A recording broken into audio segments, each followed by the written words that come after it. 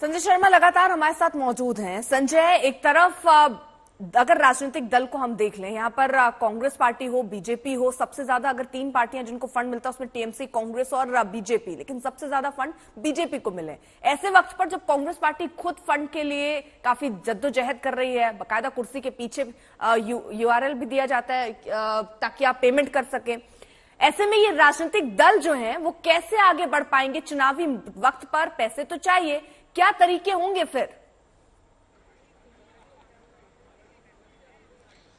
इसमें अब तो सरकार को यह तय करना पड़ेगा कि वो, कोर्ट ने तो ये कहा है कि दूसरे विकल्प भी हो सकते हैं, दूसरे तरीके भी हो सकते हैं काला धन को रोकने के लिए चुनावी कार्यक्रम में या चुनावी प्रचार के कार्यक्रम में।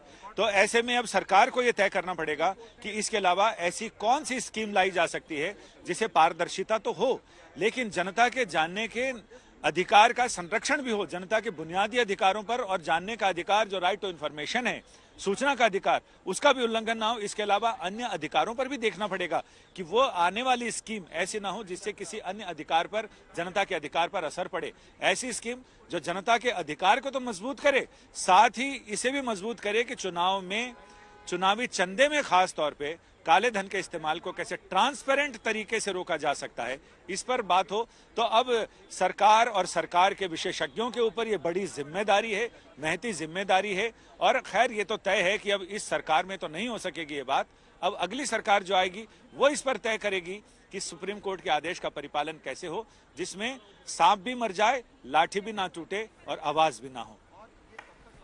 और इसके अलावा एक बहुत महत्वपूर्ण तरीका था ब्लैक टू व्हाइट कन्वर्जन करने के लिए, ब्लैक मनी को व्हाइट में कन्वर्ट करना हो, भले ही चंदा देने का इंटेंशन हो या ना हो, ये प्राइम ऑब्जेक्टिव कई बार रहता था। इसी प्राइम ऑब्जेक्टिव की तोड़ निकाली है यहां पर सुप्रीम कोर्ट ने।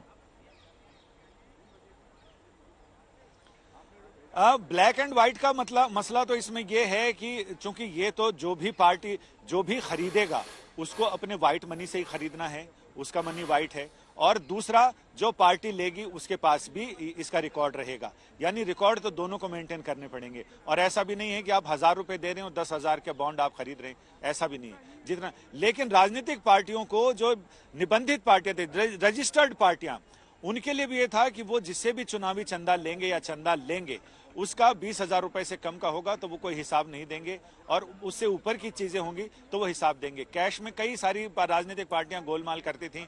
अगर 1 लाख रुपया का चंदा लिया तो उसको 50,000 की रसीद दे दी, 50,000 सामने वाले के व्हाइट हो गए और इधर पार्टी को यह फायदा हो गया। तो ऐसी पार्टियों की, राजनीतिक पार्टियों की दुकान बंद कर दी इलेक्शन कमीशन ने।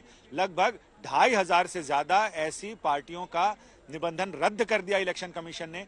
जिन पार्टियों का ना तो उन्होंने जो अपने रजिस्ट्रेशन के समय जो एड्रेस बताया था उस एड्रेस पर उनका कोई अता पता नहीं मिला, ना उन्होंने जो टेलीफोन नंबर दिए थे उस पर कोई उठा रहा है फोन, तो ऐसा सूचना देने के बाद फिर इलेक्शन कमीशन ने उन पार्टियों को रद्द कर दिया। यानी वहां से तो एक बड़ा हिस्सा चला गया, उससे निजात पा ली गई। लेकिन जहां तक ये इलेक्टोरल बॉन्ड की बात है, इलेक्टोरल बॉन्ड ऐसे तो ट्रांसपेरेंट है, लेकिन वो ये नहीं बताता कि किसने इलेक्टोरल बॉन्ड खरीदा, कितने का खरीदा और उसने किसको दिया, किस पार्टी में जमा किया। ये बात सिर्फ सरकार को पता रहती थी। तो इसमें यह भी कहा गया सुनवाई के दौरान कि सरकार को पता है कि कौन सी कंपनी किस पार्टी को चंदा दे रही है। बहुत बहुत शुक्रिया संजय, तमाम जानकारी के लिए आपका।